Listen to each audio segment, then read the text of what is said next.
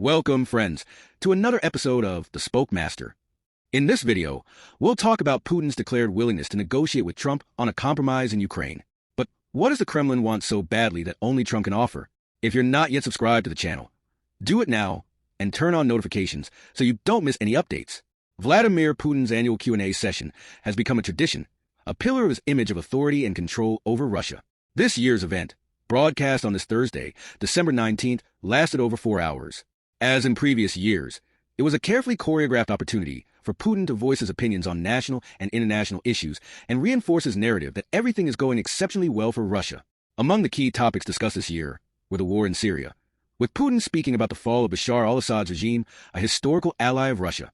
Despite Russia maintaining a significant military force in the country since 2015, with the sole mission of protecting Assad's regime, Putin attributed Assad's fall not to Russian forces, but to the failure of Iranian troops. He also reaffirmed the importance of Russian military bases in the region for protecting the country's interests in the Middle East and the Mediterranean.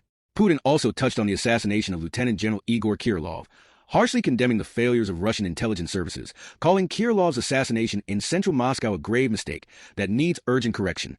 This attack has raised concerns about internal security in Russia at a time of increasing domestic tensions, with economic problems plaguing Russia, including high inflation and soaring basic product prices. Putin attempted to reassure the public by attributing the phenomenon to an improvement in well-being that has increased consumption, but he did not hesitate to criticize Russia's central bank for its slow response to the issue. However, the highlight of the program was Putin's statement about being ready to negotiate with Donald Trump, emphasizing his search for a lasting peace agreement rather than a simple ceasefire. With Donald Trump's election, Putin has not wasted time expressing his desire to open a direct negotiation channel with the new U.S. president, reaffirming during the program that he is willing to make compromises, stating that Russia is ready to negotiate without preconditions. Putin's motivations for negotiating now with the United States, contrasting with his stance during the Biden administration, can be explained by several factors. Starting with Donald Trump himself, perceived as more aligned with Russian interests, especially due to his criticisms of NATO and military support policies for Ukraine during his presidential campaign. This increases Putin's hope of achieving more favorable concessions. Another factor relates to Putin's pragmatic calculation, knowing as well as anyone that the war is taking a high toll on Russia too. Despite claiming everything is fine, economic sanctions and the high cost of war are wreaking havoc on the Russian economy, increasing pressure on Putin to find a solution that alleviates this burden. Trump, on the other hand, presents himself as a master negotiator and has promised to end the conflict quickly, though experts point out he has not detailed how he intends to achieve this goal, leaving many questions unanswered. The conflict in Ukraine, lasting nearly 3 years, is at a critical point with Russia currently occupying about 20% of Ukrainian territory, including strategically important regions in the east, and advancing dangerously close to cities like Pokrovsk, a vital logistical hub for Ukraine's defensive efforts. Both sides are facing serious difficulties in mobilizing new soldiers, forcing Russia, for example, to recruit prisoners and hire North Korean soldiers. Ukraine's dependency on Western support is increasingly strong, with Trump's election leaving a big uncertainty about the continuity of this support. Europe, in turn, faces financial and industrial limitations that hinder its ability to replace the United States as the primary military and financial supplier to Kyiv.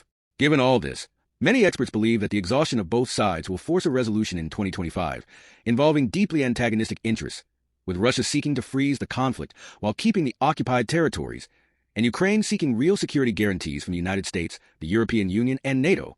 From what can be gleaned from both Putin's enthusiasm and Trump's own statements, his entry into the scene could profoundly change the course of the war, possibly even involving an agreement more favorable to Russia without real security guarantees for Ukraine.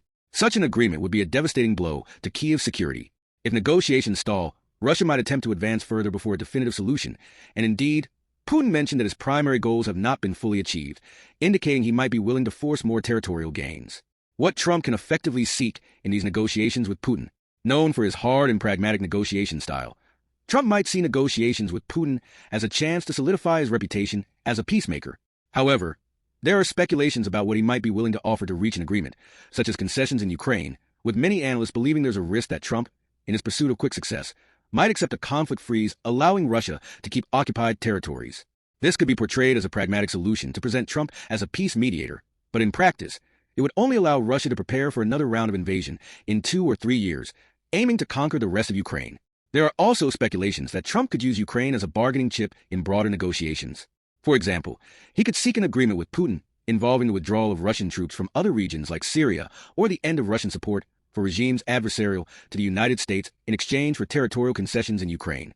If Trump offers major concessions to Russia, this could trigger negative reactions from European allies and even destabilize the international order, strengthening and encouraging other dictatorial regimes to follow Russia's lead. Nonetheless, Trump might aim to use an agreement to reinforce his narrative as an achiever and distract from other domestic political issues. However, any perception that he has given in or used Ukraine as a bargaining chip could generate strong opposition from Congress and public opinion. This raises a crucial question. How far is Trump willing to go to secure an agreement with Putin? The risk of a secret deal involving other regions or countries cannot be dismissed, and the consequences could spread far beyond Ukraine's borders. If you're not yet subscribed to the channel, do so now and turn on notifications so you don't miss any updates.